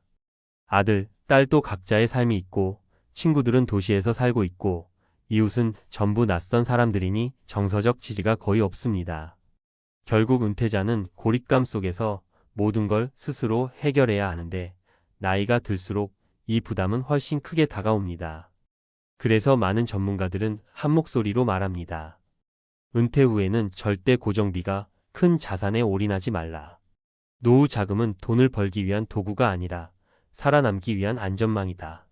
제주도가 나쁜 곳이어서가 아니라 은퇴 후의 삶이 생각보다 훨씬 섬세하고 예민한 균형 위에 서 있기 때문입니다. 조금만 무리하면, 조금만 과신하면 인생 전체가 흔들릴 수 있습니다. 혹시 지금 비슷한 결정을 고민 중이시라면 꼭 기억하셨으면 합니다. 노후는 멋지게 사는 것이 아니라 편하게 사는 것이 우선입니다. 내 몸이 견딜 수 있고 내 마음이 안정되는 선택만이 결국 평생을 지켜주는 길입니다. 연금이 300만 원 들어오는 바로 그 순간 많은 분들이 오히려 가슴이 철렁 내려앉는다는 사실 혹시 알고 계셨나요? 이 정도면 넉넉히 살겠지라고 믿었던 노후가 바로 그날부터 서서히 무너져 내린다는 걸 깨닫는 순간 사람들은 입을 다물지 못하고 멍해진다고 합니다. 돈이 생겼는데 삶이 더 불안해진다는 역설적인 현실. 그리고 그 불안은 은퇴한 누구에게나 찾아올 수 있는 너무나 현실적인 공포입니다. 사실 저도 처음 들었을 때는 믿기 어려웠습니다. 연금이 300이면 어디 가서 굶지는 않겠다. 월세 정도는 충분히 내겠다. 적어도 생활비는 해결되겠지 이렇게 생각하잖아요. 하지만 실제 은퇴자분들과 이야기하다 보면 사람들이 떨고 있는 이유가 따로 있다는 걸 알게 돼요. 연금이 적어서가 아니라 노후의 지출이 생각보다 훨씬 크고 우리가 예상하지 못한 지속적인 비용이 끈질기게 따라오기 때문이죠. 그리고 문제는 연금이 들어오는 순간부터 모든 계산이 현실과 충돌한다는 겁니다. 이 정도면 버텨지겠지라는 마음이 이걸로는 절대 안 된다는 공포로 바뀌는데 걸리는 시간은 고작 몇 달뿐이라 하니까요. 은퇴를 앞두고 있거나 이미 은퇴하신 분들은 아마 공감하실 겁니다. 젊을 때는 몰랐던 의료비, 주거비, 세금, 대출이자, 자녀 지원 같은 변수들이 은퇴 후에는 전부 현실이 돼서 눈앞에 떨어집니다. 그런데 매달 들어오는 연금은 그대로예요. 물가가 오르든 병원비가 늘든 연금은 조용히 제자리입니다. 딱 정해진 숫자. 이 숫자는 늘어나지 않는데 나가는 돈만 끝없이 늘어나는 게 지금 노후의 진짜 문제입니다. 그래서 오늘은 연금 300만 원이면 안전하다고 믿어왔던 신화를 깨고 왜 많은 은퇴자들이 이 금액 앞에서 오히려 떨고 있는지 실제 사례와 함께 깊이 있게 이야기해 보려고 합니다. 막연한 공포가 아니라 정말 우리에게 닥칠 수 있는 현실. 그리고 지금부터라도 준비할 수 있는 방향까지 자연스럽게 이어서 말씀드릴게요. 먼저 실제로 많은 분들이 겪고 있는 첫 번째 사례부터 말씀드릴까요? 가장 흔한 케이스가 바로 주거비입니다. 사례로 만난 67세 어씨는요. 연금 300만 원이면 월세 내고도 충분히 산다고 생각했어요. 그런데 막상 은퇴하고 나니 월세 80만 원의 관리비가 20만 원 넘게 나가더랍니다. 거기에 공과금의 식비까지 합치니 기본 고정 지출이 매달 200만 원을 훌쩍 넘겨버리는 거예요. 여기까지는 그래도 괜찮았대요. 문제는 예상하지 않았던 비용들이었어요. 고혈압 약을 평생 먹어야 한다고 하면서 한 달에 병원비와 약값으로만 15만 원씩 나가고 냉장고가 고장나고 보일러 교체하고 자식들이 갑자기 도와달라고 연락하는 일들이 한두 번이 아니었대요. 그러다 보니 연금이 들어오는 날 통장이 잠깐 숨을 쉬다가 일주일도 안 돼서 거의 바닥을 드러내는 일이 반복됐다는 겁니다. 300이면 산다. 절대 아니더라고 한숨 쉬며 말하던 그 표정이 아직도 잊히지 않아요. 두 번째 사례는 의료비에서 무너진 경우예요. 은퇴자 중 70대 비부부는 그동안 크게 아픈 적이 없어서 노후 의료비를 거의 신경 쓰지 않았어요. 그런데 은퇴하고 3년쯤 지나자 남편이 허리 디스크 수술을 받게 됐고 치료 주사 재활까지 해서 부담한 비용이 1년 동안 무려 700만 원이 넘었습니다. 연금은 두 분 합쳐서 300만 원 조금 넘게 들어오는데 의료비가 한번 크게 나가버리니까 바로 재정이 흔들리기 시작하더라고요. 더 무서운 건 이런 의료비는 한 번으로 끝나지 않는다는 거예요. 70대 이후에는 만성질환 하나만 있어도 매달 꾸준히 수십만 원이 새어나가고 어느 날 갑자기 큰 수술이라도 잡히면 수백만 원이 공중으로 날아가듯 사라집니다. 연금은 그대로인데 의료비는 본인이 통제할 수 없는 속도로 올라가니 공포가 밀려오는 건 당연한 거죠. 세 번째 사례는 물가 충격으로 인한 붕괴예요. 65세 C씨는 은퇴 당시 300만 원이면 충분하다고 생각했어요. 그런데 최근 몇 년 사이 물가가 너무 빠르게 올라가면서 반찬 몇 가지만 사도 5만 원이 훌쩍 넘고 외식은 사실상 사치가 돼버렸다고 하더라고요. 전기, 가스, 상수도 요금은 해마다 오르고 대중교통비도 만만치 않죠. 특히 혼자 사는 경우엔 나눠 쓰는 게 없어서 모든 비용을 혼자 감당해야 해요. C씨는 이렇게 말했습니다. 300만 원이면 최소한 걱정 없이 살 줄 알았는데 지금은 그 돈으로 허덕이며 산다는 말밖에는 못하겠어요. 이 말이 너무 마음에 남더라고요. 연금은 오르지 않는데 생활비는 계속 오르니 사실상 연금의 실질 가치는 해마다 줄어드는 셈입니다. 여기까지 들으시면 왜 많은 은퇴자들이 300만 원이면 충분하다는 말을 믿지 않는지 조금 감이 오실 거예요. 금액 자체는 예전 기준에서 보면 큰 돈이지만 요즘 사회에서는 기본적인 삶을 유지하기 위한 최소치일 뿐이고 어떤 변수가 하나만 생겨도 바로 적자로 전환되는 구조입니다. 그래서 사람들은 연금이 들어오는 순간 안도감보다 불안감부터 느끼는 거예요. 이걸로 20년, 30년을 버티라고 하는 무거운 현실이 갑자기 눈앞에 펼쳐지니까요. 그럼 이런 현실에서 우리가 뭘 준비할 수 있을까요? 지금부터라도 삶의 구조를 조금 바꾸고 지출을 관리하고 건강을 챙기고 불필요한 부담을 줄이는 방향으로 가야 합니다. 노후는 소득보다 지출 관리가 훨씬 중요해지는 시기니까요. 또 한 가지는 계속 벌 수 있는 구조를 만들어 두는 겁니다. 크지 않아도 돼요. 월 50만 원, 100만 원만 추가로 들어와도 노후의 안정감은 완전히 달라집니다. 요즘 은퇴자분들이 가벼운 알바라도 계속하는 이유가 바로 여기에 있어요. 일을 못해서가 아니라 미래의 불확실성을 줄이고 싶어서예요. 마지막으로 말씀드리고 싶은 건 연금 300만 원이라는 숫자에 속지 말자는 겁니다. 숫자는 멋있게 보일 수 있지만 현실은 그 숫자를 너무 쉽게 삼켜버립니다. 중요한 건 얼마를 받느냐 보다 얼마를 지킬 수 있느냐죠. 혹시 지금 은퇴를 앞두고 계시거나 이미 연금을 받고 계시다면 오늘 이야기한 세 가지 사례를 한번 자신의 삶에 비춰보세요. 주거비, 의료비, 물가. 이 세 가지가 바로 노후를 흔드는 가장 큰 파도입니다. 하지만 미리 알고 대비하면 파도에 휩쓸리지 않을 수 있어요. 그리고 여러분의 노후는 누구도 대신 책임져 주지 않습니다. 그렇기 때문에 지금의 선택이 앞으로의 20년, 30년을 바꾼다는 사실을 꼭 기억하셨으면 좋겠습니다. 자, 이제부터는 그럼 어떻게 해야 덜 흔들리는 노후를 만들 수 있을까? 이 부분을 조금 더 현실적으로 이어서 말씀드릴게요. 많은 분들이 착각하는 게 하나 있어요. 노후 대비는 은퇴 전에만 하는 게 아니라 은퇴 후에도 계속 조정하고 관리하는 과정이라는 겁니다. 연금이 들어오기 시작했다고 끝난 게 아니라 이제부터 본격적으로 노후를 운영하는 시기가 시작된다는 거죠. 그러니까 지금부터 말씀드리는 건 어려운 재테크 이야기가 아니라 누구나 당장 적용할 수 있는 아주 현실적인 생존 전략이라고 보시면 됩니다. 가장 먼저 해야 하는 건 고정 지출을 구조적으로 줄이는 작업이에요. 이게 노후 안정의 절반을 차지합니다. 주거비가 너무 크면 과감하게 이사도 고려해야 하고 차량 유지비가 부담된다면 차를 정리하는 것도 생각해 볼 만해요. 의외로 차량 일대 유지비가 은퇴자에게는 연금 50만 원과 맞먹는 부담이 될 때가 많거든요. 또 보험료나 통신비처럼 매달 나가는 비용은 작은 금액이라도 통합하거나 낮추기만 해도 체감 부담이 확 줄어요. 이건 절약이 아니라 생존 전략입니다. 노후는 버티는 힘이 자산보다 더 중요해져요.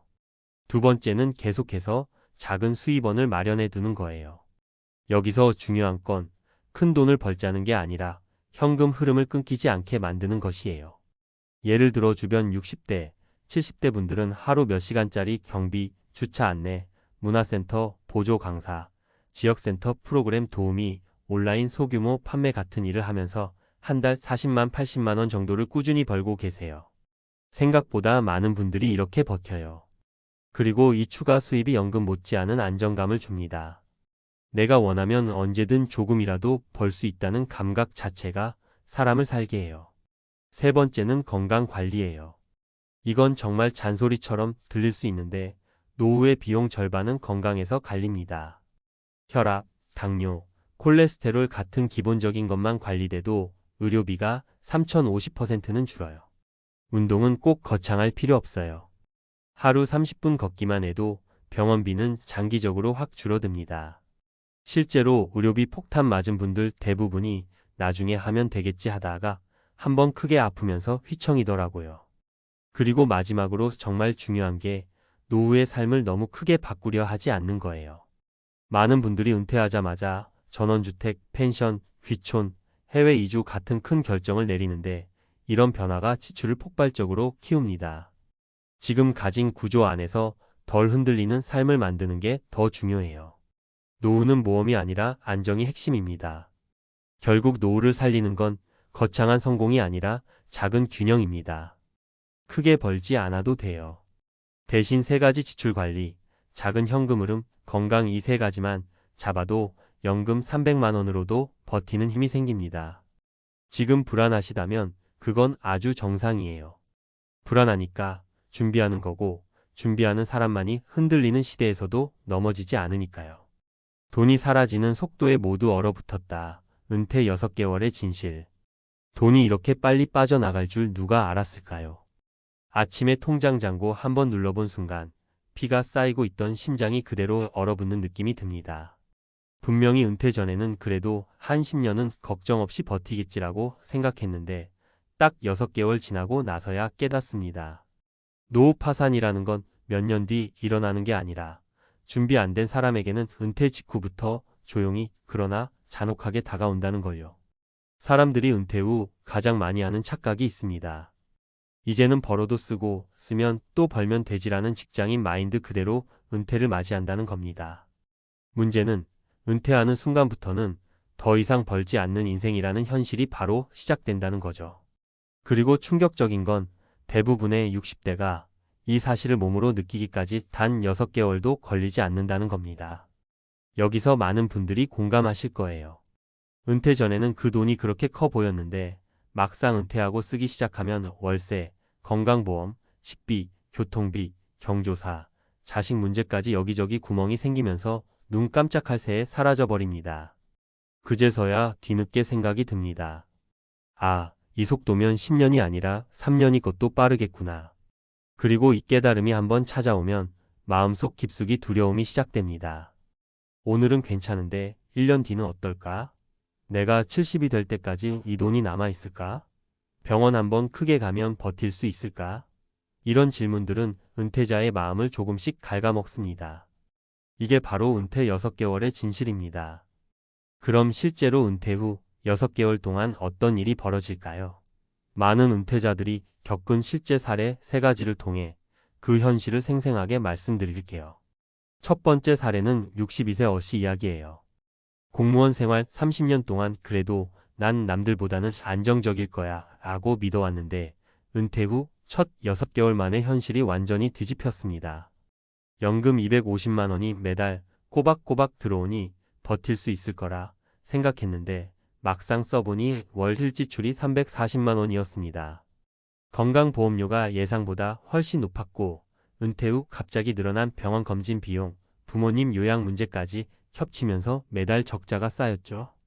게다가 직장 다닐 때는 몰랐던 차 유지비, 집 관리 비용까지 그대로 이어지면서 회계장부를 보면 한 달에 최소 80만 원씩 마이너스였습니다. 그는 말했습니다. 앞으로 5년이면 빈털털이 되겠구나. 그 생각이 머리를 떠나지 않아요. 두 번째 사례는 은퇴 전에 자녀에게 너무 많은 비용을 써버린 60대 비부부입니다. 본인은 은퇴 자금이 충분하다고 생각했는데 막상 은퇴해보니 나가는 돈이 너무 많았어요.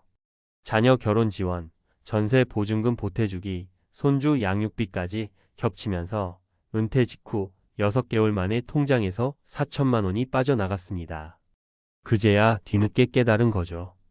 우리가 벌어다 준 돈은 한번 나가면 다시 들어오지 않는구나. 하지만 문제는 이미 돈이 나간 뒤였고 그 큰 지출이 계속 은퇴 자금을 잡아먹었어요. 비부부는 요즘 이런 이야기를 자주 합니다. 우리가 자식들을 사랑해서 한 결정이었지만 지금 생각하면 너무 성급했어요. 우리가 먼저 살 길을 확보했어야 했는데. 세 번째 사례는 은퇴 후 집을 줄였다가 오히려 지출이 늘어난 63세 C씨입니다.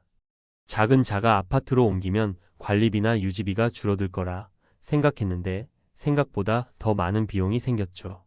새 집에 들어가니 리모델링 비용이 필요했고 집안에 손볼 곳도 늘고 이사 비용까지 더해지면서 초기 비용이 이미 몇백만 원씩 나갔습니다. 게다가 집이 작아지니 창고가 없어짐과 동시에 물건 정리 비용까지 들어가더라고요. 그는 말합니다. 은퇴 후 가장 큰 비용은 생각지도 못한 데서 나와요. 계속 이런 일이 생기면 진짜 오래 못 버티겠다 싶어요.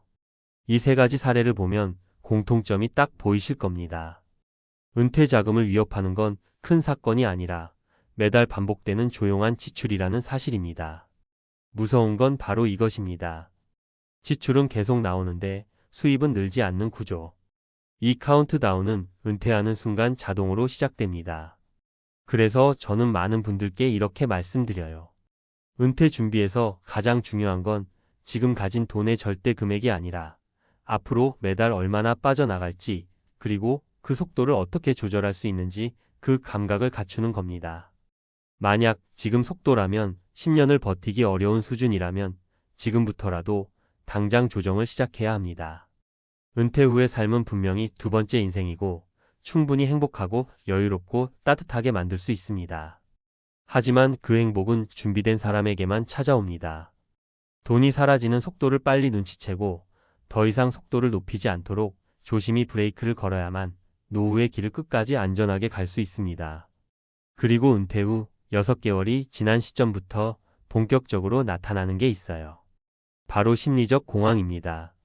이게 무서운 이유는 통장이 비어가는 속도를 한번 인지하면 그 다음부터는 단순한 돈 문제가 아니라 생활 전체를 잠식하는 불안으로 바뀌기 때문이에요. 어떤 분들은 아침에 일어나자마자 가장 먼저 하는 일이 통장 잔고 확인이 됩니다. 잔고가 줄어든 걸 보면 머릿속에서 자동으로 계산이 돌아가죠. 지금 이 속도면 몇 년 버틸까? 올해 안에 큰 병원 비용 나오면 어떻게 하지? 손주 돌잔치나 결혼식 같은 행사 비용은 또 어떻게 감당하지? 이런 생각들이 하루 종일 머리를 잡아끌어요.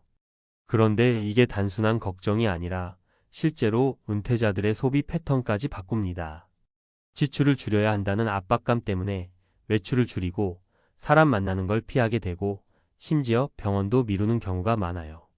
그러다 보니 신체적으로나 정신적으로나 더 취약해지고 결국 더 큰 비용을 나중에 한 번에 맞게 되는 악순환으로 이어지는 경우가 많습니다.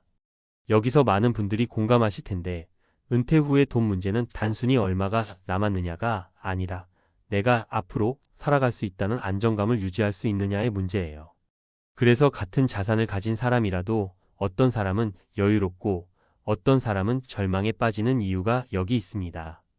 돈의 절대 액수보다 지출 관리 감각이 훨씬 더 중요하다는 거죠.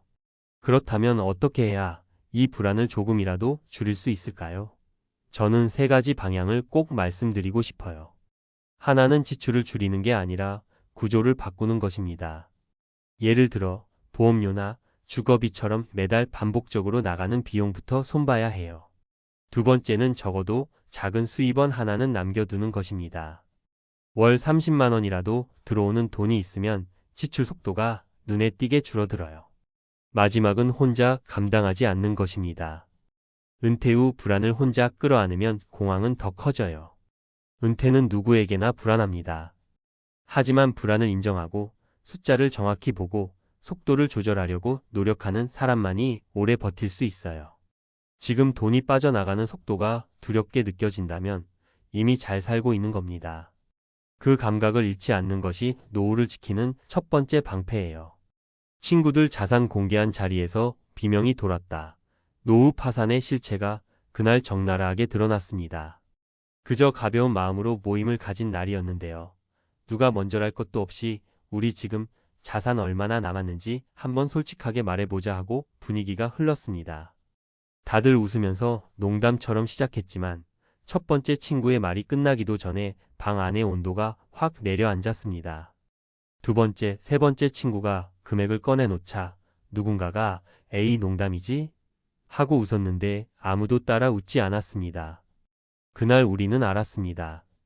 노후 파산은 뉴스 속 다른 사람 이야기만이 아니라 바로 우리 옆자리에 앉아있는 친구 이야기이기도 하다는 걸요. 사람은 누구나 은퇴를 두려워합니다. 하지만 정작 은퇴 이후의 통장과 자산 잔액이 이렇게까지 빠르게 사라지는 건 직접 경험해보지 않으면 실감이 나지 않습니다. 평생 일하고 모은 돈, 그래도 이 정도면 버티겠지 했던 금액, 그리고 매달 나오는 연금.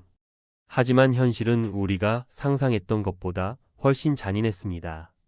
물가가 오르고 의료비가 예고 없이 치솟고 자녀들의 요청 한두 번 들어주기만 해도 통장은 금방 얇아졌습니다. 예전엔 노후 준비 잘하면 평생 걱정 없다고 말했지만 요즘 은퇴자들은 정반대의 말을 합니다. 준비해도 소용없더라. 돈이 새는 속도가 너무 빠르다. 그렇다고 우리가 절망하거나 자포자기해야 한다는 의미는 아닙니다. 오히려 지금부터라도 현실을 정확하게 보고 필요한 비용 구조를 재정립하고 노후 전략을 다시 짜야 한다는 경고에 더 가깝습니다. 은퇴 후의 삶은 단순히 돈 많고 저금의 문제를 넘어섭니다. 돈이 사라지는 구조를 모르면 어떤 자산을 갖고 있어도 결국엔 비슷한 결말을 맞게 되거든요. 그래서 오늘은 친구들 자산 공개 자리에서 드러난 노후 파산의 실체, 그리고 실제로 자산을 갖고 있었음에도 불구하고 빠르게 무너진 3가지 사례를 통해 왜 이런 일이 벌어지는지, 그리고 우리는 어떻게 대비해야 하는지 이야기해 보려 합니다.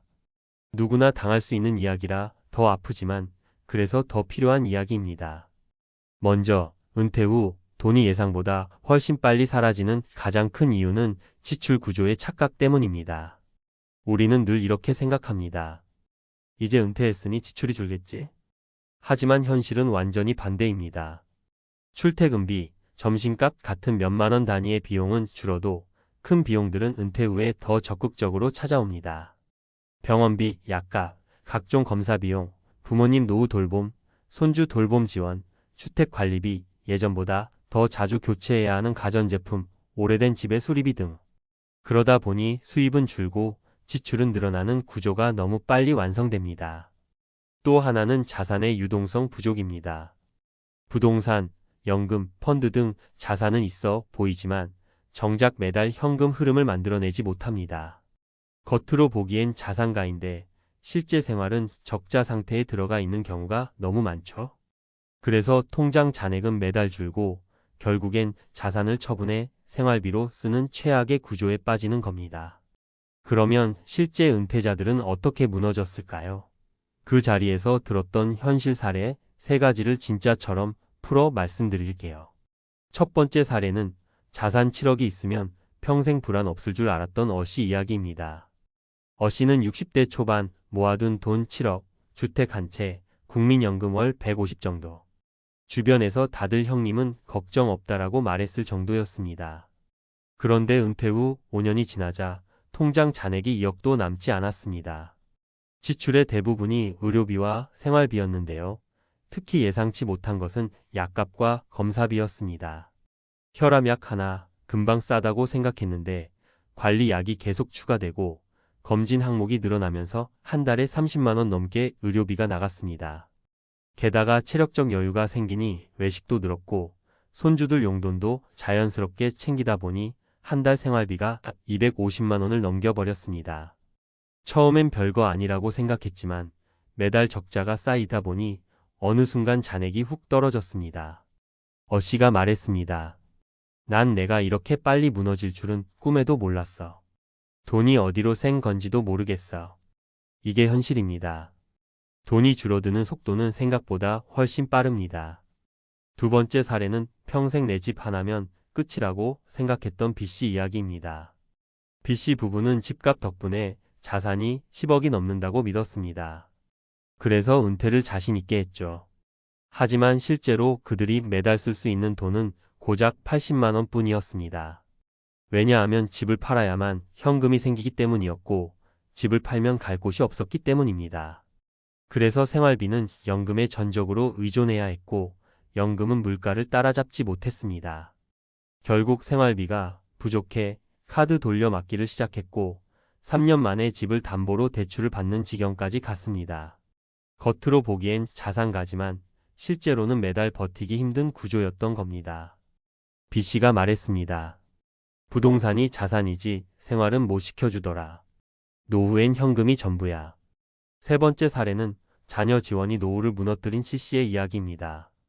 C씨는 자산 5억, 연금 월 200. 본인 기준에서는 부족하지 않다고 생각했습니다. 하지만 은퇴 후 2년이 지나자 통장 잔액이 절반 이상 사라졌습니다. 가장 큰 이유는 자녀 지원이었는데요. 처음에는 결혼 준비 2천만 원이었고 두 번째는 신혼집 보증금 3천만 원, 그리고 갑작스러운 손주 돌봄 비용까지. 그래도 부모니까 도와줘야지라고 생각한 선택들이었지만 그 비용이 본인 노후 전체를 뒤흔들었습니다. 자녀들도 처음엔 미안해했지만 시간이 지나면 도움받는 게 자연스러워지고 그 사이에 C씨의 노후는 회복하기 어려운 구조로 무너졌습니다.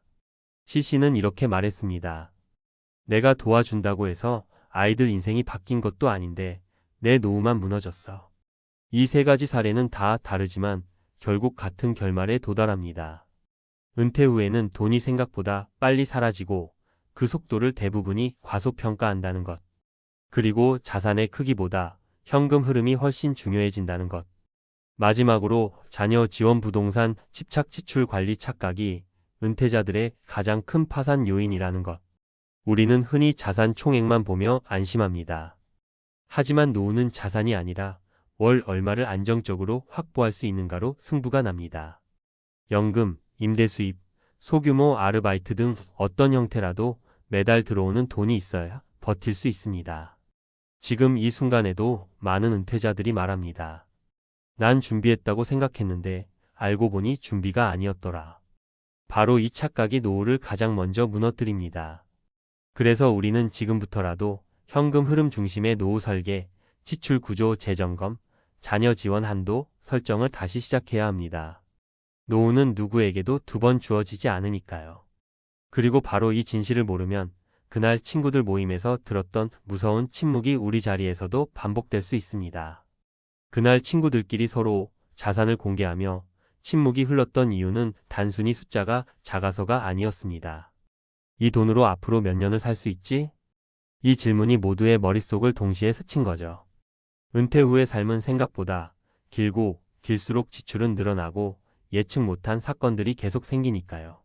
그래서 우리는 공통으로 깨달았습니다. 노후는 돈의 크기보다 돈이 사라지는 속도를 관리할 줄 아는 사람이 버티는 싸움이라는 걸요.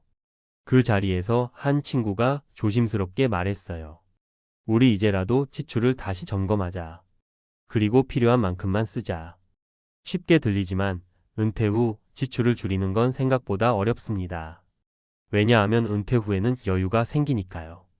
시간 여유, 마음 여유, 그러다 보면 외식도 늘고 여행도 가고 손주들 때문에 쓰는 돈도 자연스럽게 많아집니다. 하지만 우리가 놓치면 안 되는 건 지금 쓰는 10만 원, 20만 원이 누적되면 3년, 5년 뒤 노후 생존을 흔든다는 사실입니다. 그래서 저는 이렇게 정리하고 싶습니다. 지출을 줄인다고 해서 초라해지는 게 아닙니다. 오히려 노후를 지키는 가장 현실적인 방법이에요. 불필요한 보험 정리하고 외식 횟수 줄이고 집 수리 계획을 세워두고 자녀 지원은 선이 있는 구조로 재설정해야 합니다. 이런 작은 조정들이 쌓여 결국 노후를 지켜주는 안전망이 됩니다. 또 하나 중요한 건 새로운 현금 흐름을 만드는 일입니다. 은퇴했다고 해서 돈 버는 일을 멈춰야 하는 건 아니잖아요. 주 23일 파트타임, 온라인 소규모 수입, 취미 기반의 소득 등 여러 길이 있습니다. 월 30만 원이라도 꾸준히 들어오면요. 그 집단 모임에서 느꼈던 그 공포가 크게 줄어듭니다. 노후의 가장 큰 안정은 잔고가 줄지 않는 느낌을 만들 때 생깁니다. 마지막으로 꼭 드리고 싶은 말이 있습니다. 우리는 그날 모임에서 서로의 잔액을 보며 충격을 받았지만 그 덕분에 노후를 다시 설계할 계기가 생겼습니다. 노후는 부끄러운 게 아닙니다. 준비가 부족한 게 죄도 아닙니다. 하지만 현실을 모른 척하는 건 큰 위험이에요. 지금부터라도 내 돈이 어디로 흘러가고 있는지, 어디서 새고 있는지, 앞으로 몇 년을 어떻게 버틸지를 솔직하게 들여다보셔야 합니다. 그게 결국 내 삶을 지키는 가장 현실적이고 가장 확실한 방법입니다.